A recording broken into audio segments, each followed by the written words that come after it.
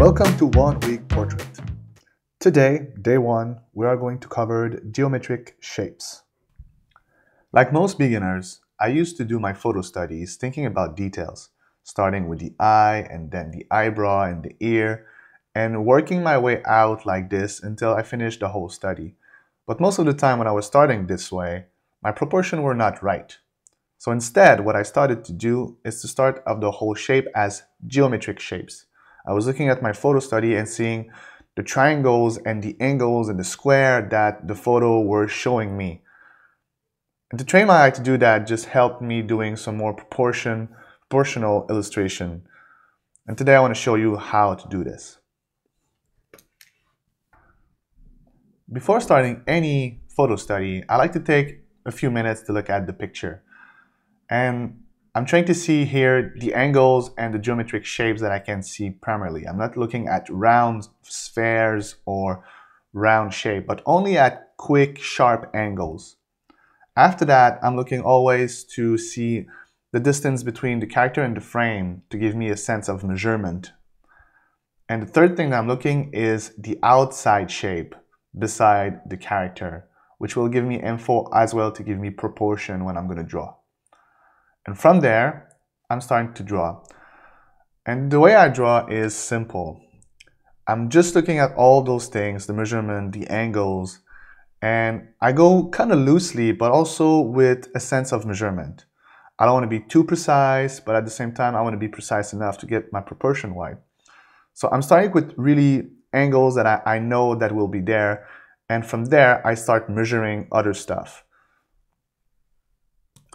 For each photo study that I will do, I will always first take a little bit of time to look at the measurements and then take a few angles and start building it. Like I said, the goal is not to be really precise here, but just have a feel of the angles and the shape of the portrait. And for every picture, it's going to be always different. You'll see different angles, different shape. Just take the time to have a look at it and take the first line that you see that you can start measuring from it. And from there, start building. And just to be clear here, this is in no way a final sketch.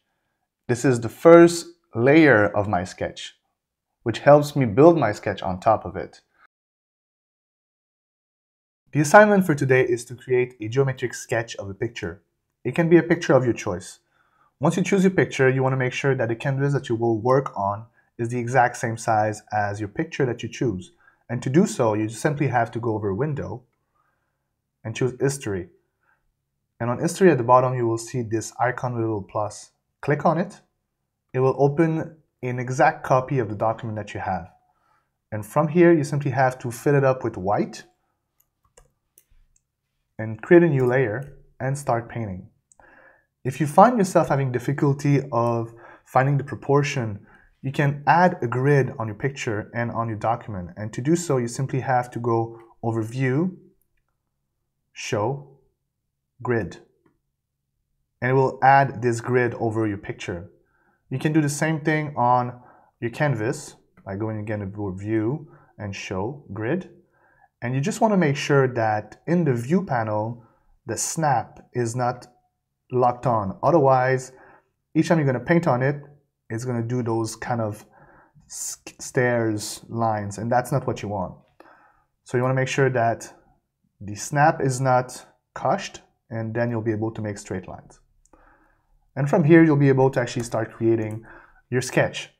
Try to focus on only the straight lines that you see. No round shape. Only squares, line, sharp angles. That's it for today. Tomorrow I'll show you how to bring this geometric shape to an actual final sketch. To get the most of this course, we encourage you to post your work in the comment underneath this video and give each other's feedback. And if you like what you've been learning in a 1 week portrait class, then I strongly suggest having a look to our free workshop on how to become a world-class digital painter, where I'll be teaching you my top techniques to master digital painting in no time. You can click on the link below this video to save your spot, and until then, happy painting!